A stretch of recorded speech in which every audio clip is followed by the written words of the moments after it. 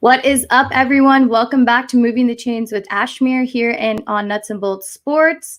I am excited to start off the NFL postseason with three of my favorite guys. You're not going to have deja vu when you see them because they were all together yesterday on No Huddle Necessary.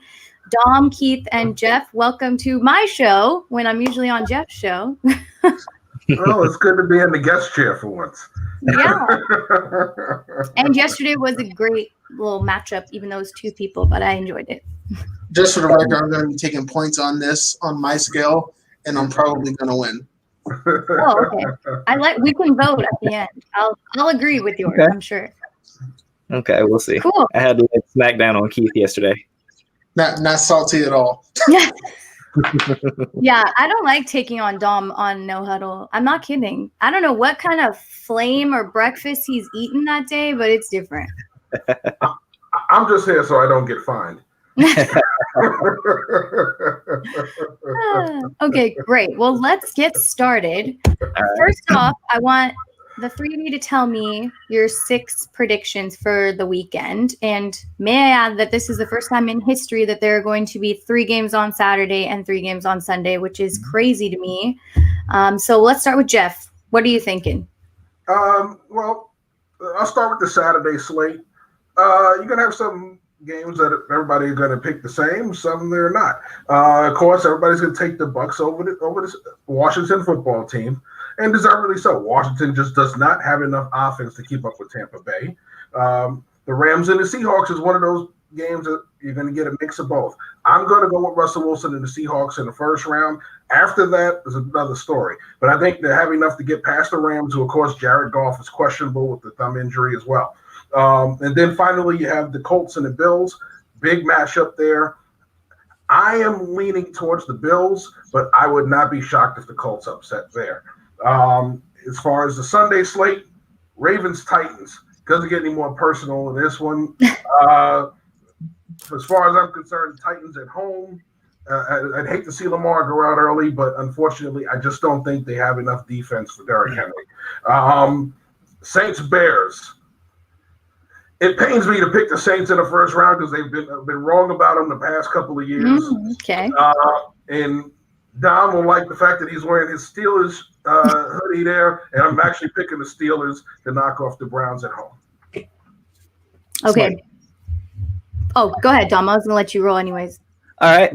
Well, same as Jeff. I'm going to start with the Saturday game. So first things first, the fact that we get Bills Colts right off the bat to start Saturday is awesome. I think that's actually going to be the best matchup of this weekend of super wild card weekend. Mm-hmm.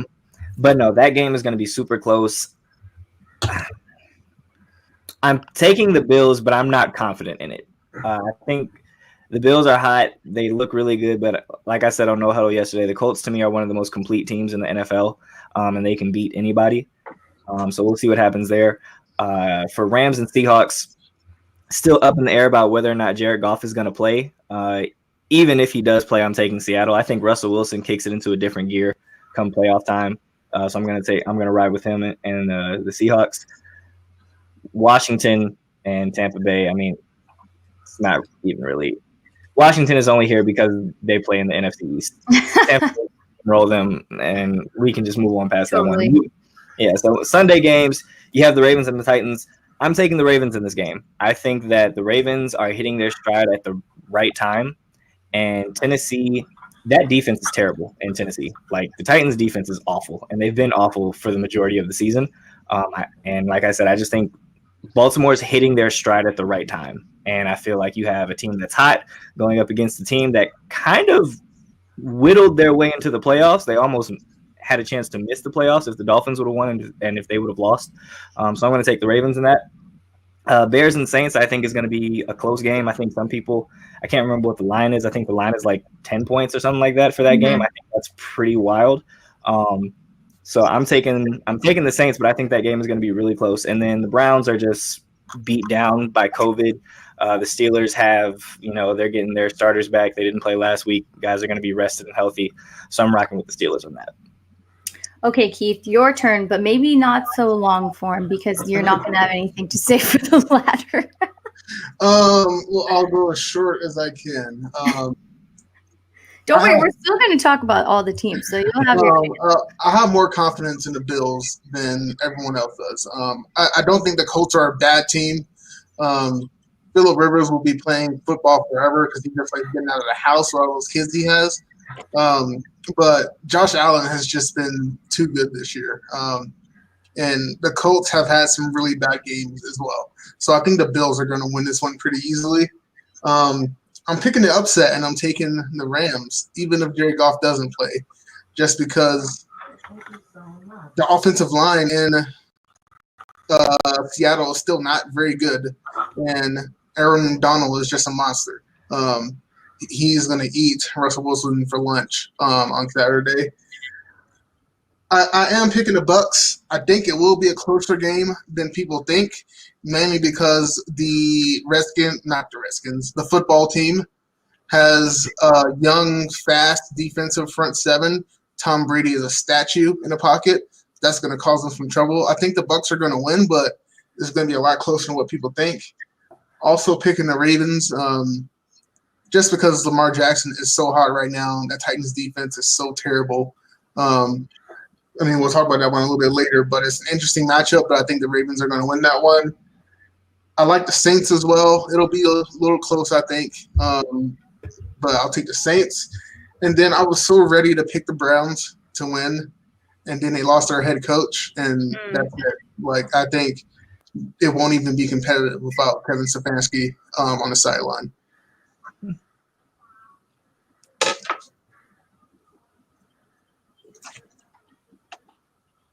Ash, turn your mic on. Oh my God, this is like the most crazy mic of my life. I have the same problem. We have the Sorry, same I was saying it is going to be different for Baker not having him on the sidelines because he has changed tremendously through the second half of the season and this whole season with his head coach next to him. So let's start off with that exciting Ravens-Titans game. They're coming back from last year. Ravens are here for redemption. Now, I am predicting the Titans to win based off of the stellar offensive pieces that the Titans have and Ryan Tannehill himself. So I want to understand, Dom, what is making you pick Baltimore to win for that instead? Well, like I said, Baltimore is getting hot at the right time, and they rushed for 400 yards against Cincinnati last week. That's insane. And like I said, Tennessee's defense really scares me. And I think that they've been able to get by because Derrick Henry has been running the ball really well this season. However, I think that going up against a Baltimore team that's hot and that's going to be motivated to beat them. Think about it. The last two times that these teams played, Baltimore's lost, and it's left a pretty bad taste in Baltimore's mouth. So I think the Ravens are ready to kind of, gain their honor back, so to speak, and kind of get the one up and finally get over the Tennessee Titans. And I feel like the Baltimore Ravens come out, they start hot, and they get up and get an early lead on them. And that's the way to beat the Titans, because if you allow them to linger around, that means you allow Derrick Henry to stay in the game. When the Titans get back and they get down early and they have to put the game in Ryan Tannehill's hands, typically they lose. Ryan Tannehill's has been great in Tennessee because Derrick Henry has been running the ball so well, and that sets up play action, that sets up bootlegs and all that other stuff. And they do have good receivers in Corey Davis and A.J. Brown and things like that. But when the game is on Ryan Tannehill's shoulders, doesn't typically go so great. Ask the Miami Dolphins. So I just think Baltimore, again, is hot at the right time. And Tennessee, their defense scares me, and I just don't trust Ryan Tannehill to really put a team on his back. So I'm taking Baltimore. Yeah, and it doesn't help that the Titans are 52%. They allow 52%. They're ranked 52% and allow the third most in the NFL of third down conversions. So I don't think that helps them at all. Keith, what about you? I think it's a lot of what Dom said. The Titans defense is not very good. And like I said before, Lamar Jackson is just playing really well right now. I think for most of the year, they tried to exclusively make him a runner, and he regressed as a passer. But in the games they've been winning, he still doesn't throw the ball as much as your typical NFL quarterback. But when he's more successful in the run and they can do that play action, those RPOs, his passing gets a lot better. The addition of Des Bryant has actually really been good for them in the red zone. That opens things a lot up for him. And then J.K. Dobbins is really coming on as well. The one way you have to beat the Titans is to keep them off rhythm and keep Derrick Henry on the sideline. And if there's any team in the NFL that can do that outside of Tennessee, it's Baltimore. They can run it with Lamar Jackson or they can run it with J.K. Dobbins. I think they're just going to be able to keep Tennessee off rhythm. And if they have to depend on Ryan Tannehill, they're not going to win the game. Yeah, I'm like so against you guys right now. But Jeff, let's hear your wrap up on. I forgot who you picked to predict the win there. I picked the Titans. Okay, cool. So we're 2 for 2 here. Okay, so and I'll tell you why. As much as I would, like I said, I would love to see Baltimore move on and continue to push for a Super Bowl title with Lamar Jackson. It always comes back to two things. Their defense is good, but they're not consistent enough to stop Tennessee from putting up points. Tennessee is going to put up enough points. The problem with Baltimore is if they're not going to be able to dominate running the football, and Tennessee's defense is pretty good at stopping the run. All right, so they're not going to dominate these guys running the football. It's going to have to be about the passing game. Baltimore's passing game is about play action first and feeding off the run game. You don't have an offensive coordinator that's open enough to take it to Tennessee like Kansas City can, like Buffalo has the possibility of doing. Like when Pittsburgh is at the top of their game, they're capable of doing. Baltimore is a ball control team. So if they're not going to control the clock and keep Tennessee's offense off the field, which they won't be, they're not going to score enough points to beat Tennessee. Good. I like that answer far more than the others here. And I think that's just because I don't think the Titans are going to lose a game that they dominated last year. I think they're going to carry that same energy into the game. It's all about energy. I know people think that's like a fake thing, but it's all about your energies. So let's roll into another high energy game, which are the Bills and the Colts. And this is, I think, my favorite matchup of the weekend. And just because the way Josh Allen has played throughout the season, and he had some lows, he's come back with some highs. I mean, I think if Beasley and Stephon Diggs come back healthy, I know they say questionable every week, but they do have like a little bit of injury. I'm curious, Jeff, let me know why you chose who you chose and what you think is going to lead the Bills to the win. I think that's what you said, right? Yes, I have the Bills winning this game. And it's more about the consistency aspect. We talked about it. When you look at these two teams, the team that's been most consistent, especially offensively and defensively, is Buffalo. All right. They're a tough team defensively, and offensively, they are playing consistent football. Are they overwhelming at the running game? No. But Josh Allen this year, unlike his previous years, is consistent throwing the football. He's been accurate. He's been efficient most of all. Okay, and those guys that he has on the outside are winning for him. Right. The addition of Diggs was big. Give him another big play receiver, and now it allows Beasley to do what he wants to do in the slot. It allows Knox and those tight ends to work inside. They are a different team because they have a playmaker on the outside, and they have a pretty good running game. Their backs aren't overwhelming, but they block well up front. And those guys, because of that passing game, they have the ability to lighten the box and give teams that matchup they need. Now, the Colts, the thing about the Colts is when they're on their best, they're playing their best football, they can score with anybody. But we've seen what happens when teams have a dominant first half offensive performance against them. They fall behind and they just don't always catch up. Tennessee were able to come back a little against Tennessee after a dominating first half. But overall, when you jump on them early, you get the Colts early, especially on the road, you get on top of them early, it's usually a wrap.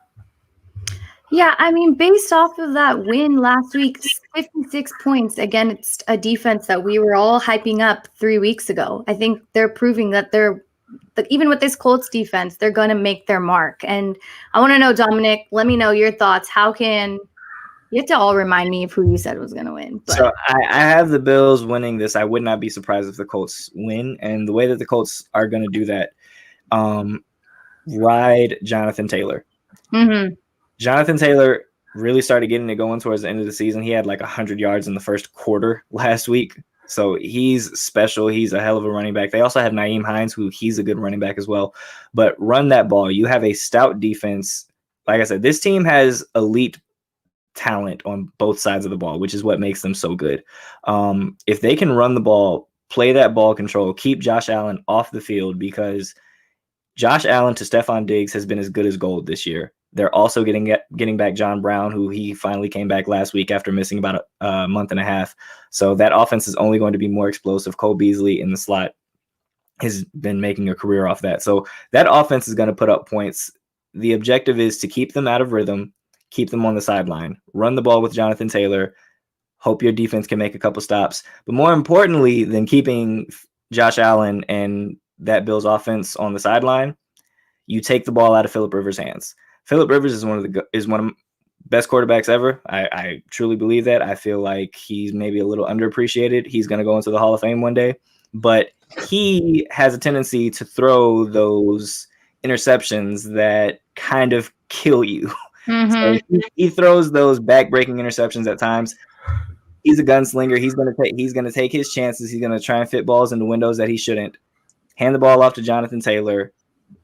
Let Phillip take some calculated risk, but for the most part, ball control, ball control, ball control. They do that, they got a chance. I popped in because I was a total Phillip Rivers hater.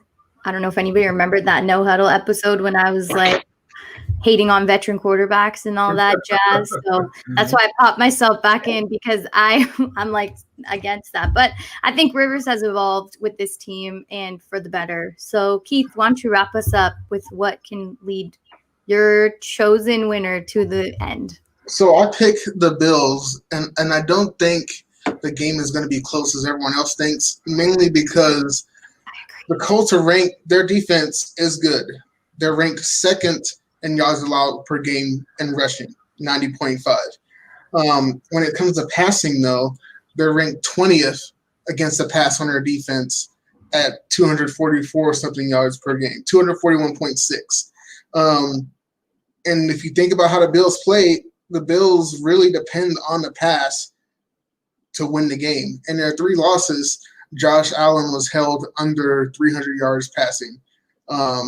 In their 13 wins, I think he was only held under 300 yards 5 times. I mean, technically 4, because one game he was held out after the first half and he had 224 by then.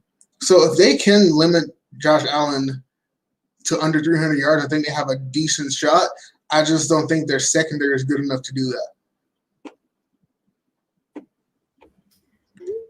Yes, so we unanimously all chose that the Bills are going to win, and they are predicted to win either way. I agree with you, Keith. I don't think it's going to be that close. I think Allen is going to figure out a way to score another 40-point game, just as he did this weekend with the Miami defense. So, yeah, like I said, that's the game I'm looking forward to the most. But let's roll into – I'm going to start with Dom, your team, another back-to-back game for the Browns and the Steelers. And – I mean, last week you used a not Big Ben and only lost by 2. So let me know, why do you think you're going to win this weekend? I mean, other than the fact that the Steelers are a better team than the Cleveland Browns, the Browns just – and I do feel for the Browns, right? This is your first time making it to the playoffs in 18 years, and now you get hit with COVID, and your head coach, who really is the most important piece to this Browns team, specifically that offense. He's out. He's not going to be able to call plays. They're not going to allow him in the stadium and all that other stuff. Like, it's rough. But more than that, the Steelers defense is incredible, right? Like last week, even without Ben, even without TJ Watt, who should win Defensive Player of the Year this year, without Cameron Hayward, without Joe Hayden, like without a number of guys, held the Cleveland Browns to only 24 points, and we only lost by 2. And that was with Mason Rudolph at quarterback. So I feel good about our chances. Like I said, I feel like the Browns are still little brother to us. And Pittsburgh, like I said, I think just all in all, we're a better team. There's something to be said about experience and being there before. So I think the combination of dealing with COVID, Steelers just kind of being a better team, it's rough going for the Browns. So congrats on making it, but you're going to be one and done. Ooh. Let's not forget that they have lost 17 straight road games against the Steelers. So, this is like the battle that they are trying to overcome for life. Keith, hit me with your thoughts. Like I said, I was ready to pick the Browns to win this game. Even with them only winning by 2 points with all the people from Pittsburgh out, like you said, it's about energy. They still beat Pittsburgh. So in their minds, they don't care who they're playing against. They beat Pittsburgh. So the monkey's off the back. They don't have to worry about that. They still have to play in Pittsburgh, but they don't have to play against that Pittsburgh crowd. And that is another relief that they have to do it. But just the loss of Kevin Stefanski is just a deal breaker. It's Baker Mayfield's not a rookie quarterback, but it's his first game in the playoffs. Mike Tomlin is a good enough coach that he can whip up a game plan to just destroy Baker Mayfield. And without Kevin Stefanski being able to balance that, I think the Steelers defense is just going to be all over Baker Mayfield all day. So, do we think this game has the possibility of being postponed, Jeff? Okay. No, at this point, it's the last game of the weekend, so you haven't had any positive tests since the other day. So I believe at this point you're just on schedule to play. And you picked the Steelers because? I was waiting for you to get ready for that. Definitely. Listen, I have the Steelers at home. Now, is it a guarantee? No, they're not a guaranteed win. If you look at the situation that's going on in Cleveland, yes, they have the COVID situation. Kevin Stefanski will not be calling the offense. But that could actually be a good thing. Okay, you've played the Browns twice with Stefanski as the offensive coordinator. Now you're going to have somebody else calling the plays. And every offensive coordinator has a rhythm to how they do things. Certain things they like on third down, certain things they call in certain situations. You're not going to have that rhythm for the coach is calling the plays this week because you haven't faced it yet. So that could actually be an advantage for the Browns offense because now Pittsburgh has to contend with that. Plus, it felt like a million years ago to the Browns when they got smoked by the Steelers to start the season. And you turn around now, the most recent memory is them actually getting over the hump against Pittsburgh last week. So you're coming into this game, yes, you're going to face a full Steeler team for the most part because we know they're going to be missing Dupree and those guys that were lost for the season. But overall, if you still stop Pittsburgh's running game, which Cleveland has the ability to do, all right, you get pressure on Big Ben, and plain and simple, you have a chance. You have the running game. You're going to have all your receivers back. You're not going to have 4 wide receivers out this week. So plain and simple, if you're Cleveland, this is your chance to pull off the big upset. Is it going to happen? Most likely no, because Pittsburgh will be rested, they will be fully loaded, and they will be ready to go with all of their guys in place for the most part in a home game. All right, so yes, that's the reason why I'm taking Pittsburgh. Yeah, I agree with all your points. It's a great kudo to the Browns for making it this far, especially with the injury from OBJ just putting them down, which I guess saved their season. I guess. I don't know. Did anyone believe in that? Did anyone else believe in that? That they got better after Odell went down? Yeah. I think they simplified it. I think they simplified their offense. I don't think they're a better team without him. I think the offense was just simplified, so that way Baker didn't have to do as much, and they started handing the ball off to Nick Chubb a lot. It became run the football as the base of your offense. They found their identity. They tried to be this overly balanced attack. It wasn't working. And they finally realized, listen, let's run the football and start there and work our way from there. And that's what's worked for best for him. When he's running play action passes and he's able to get rollouts and move around and make plays outside the pocket, Baker Mayfield is highly efficient. When he's in straight drop back 20, 30 times a game, you start to see the issues, especially when they get pressure up the middle. Yeah. I think, did they get better without Beckham? Yes, not because Beckham is not a good player. It's because they were forcing Baker Mayfield to throw the ball way too many times, and they were trying to force the issue to Beckham as well. It's kind of like when Des Bryant was in Dallas with Dak. He was terrible throwing the ball to Des Bryant because he was trying to force the ball to Des Bryant. And that's a lot of what Baker Mayfield was doing with Odell Beckham. I think when Beckham comes back, it's going to look a lot better because they have a better flow with their offense. But are they a better team without Odell Beckham? No. And if they think so, I'm sure other teams will happily take him. Oh, I was going to say, somebody else will take him off of their hands. So, of course, we're going to have to wrap up with the fourth most exciting game, I think, of the week, which is going to be another division matchup with the Rams and Seattle. I believe I'm going to save my idea for the end. So let's kick it off with Keith. Let me know. I picked the Rams just because how inconsistent Seattle has been throughout the season. They started the season as one of the best offenses in the NFL. They finished the season as one of the worst offenses in the NFL. I really love Russell Wilson. I think he's one of the best quarterbacks in the league. But they, not since the days of Marshawn Lynch, have had a capable offensive line for Russell Wilson. And when you're lining up against Aaron Donald, not to mention the other players they have on defense as well, I don't think there's going to be that Russell Wilson magic because he's not going to have time to do it. He will be facing faster defensive front seven in the Rams than he's faced for most of the season. And unfortunately, I think it's just going to be a first-round exit for them. It's just going to be a personification of the year. They got to the playoffs, but that's about it. Yeah, it's kind of unfortunate because I think Russell deserves to make it past this round. I think him as a player, but that could be me. Jeff, let us know.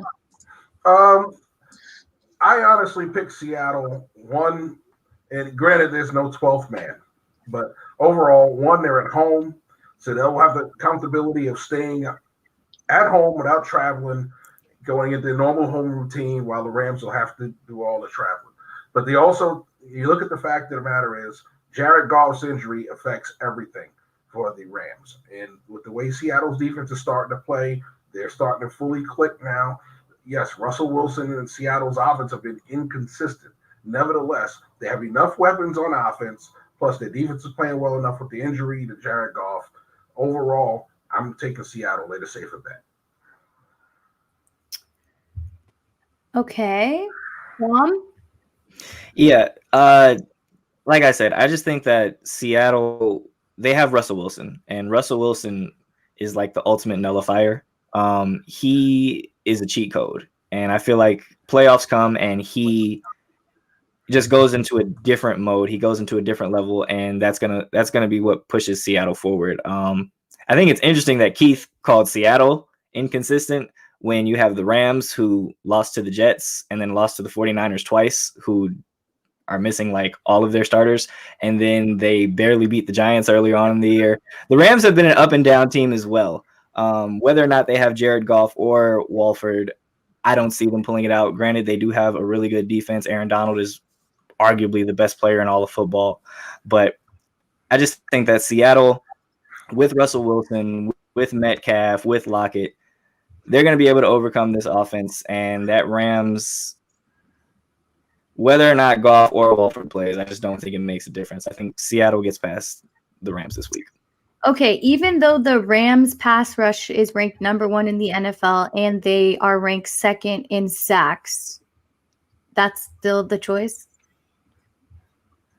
Yeah, listen, Russell Wilson can move. Like Russell Wilson, he's the ultimate nullifier. We've seen Russell do Russell things where he goes and they get pressure up the middle. It's fine. He'll break out. He'll break insane. He'll move around.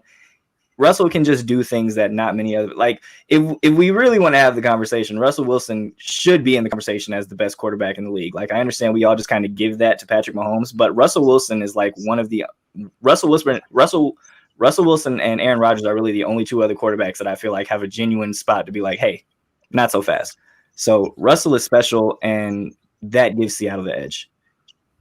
Yeah, I agree. Russell is left out of a lot of conversations, and that is not his fault. But I guess I'm going to roll with Seattle too. I really don't like Seattle, but I think based off of that offensive performance that they're able to put up, I think that's what's going to change the game. So but they haven't always put up that offensive performance. The last 3 games, the highest they scored is 26. So if they're not going to score higher than 26, even without Goff, the Rams defense might score twice, forcing Russell Wilson to throw bad passes. So, I mean, that's not saying I don't think Seattle has a chance to win. It's just that from what I've seen from their performance, even though they only lost 4 games, and a lot of their wins, they didn't look like the team that deserved to win. So I feel like it's the ultimate trap game. Seattle should win, but it's a recipe for disaster for them. It only took 13 points for Seattle to beat the Rams the last time. So you factor in that, you factor in Goff's injury, you got to take Seattle. I don't see a overwhelming performance coming from the Rams in this game. It's going to take a great performance from that defense. It's going to take a lot of turnovers from Seattle for the Rams to be able to put up a lot of points. So right now, like I said, you're talking about a team that's not overwhelming you running the football, and the guy who's usually throwing the football doing the most damage has a damaged passing hand. So at that point, you got to go advantage Seattle. Yeah, I agree. Especially hearing that Goff is throwing wobbly in practice today. Sounds like turnovers to me. Throws wobbly every game. That's not mean to me. Yeah. If you can't grip the football, you can't throw a spiral. Yeah, I completely agree. Well, thank you guys. I've loved chatting with you. I can't believe 30 minutes has already flown by. I thought it was weird at like the 15-minute mark or something. But we will be on next week, whoever's able to join, to talk about the division matchups, because we have got exciting football till the Super Bowl. So be sure to check out Nuts and Bolts on all platforms. Check out Jeff's show on No Huddle Necessary. Are we still on next week? Absolutely. Okay, sweet. Next Wednesday, 9 p.m. Eastern Time. Thanks, everyone, for tuning in, and we will see you next time. Have a great weekend and football weekend.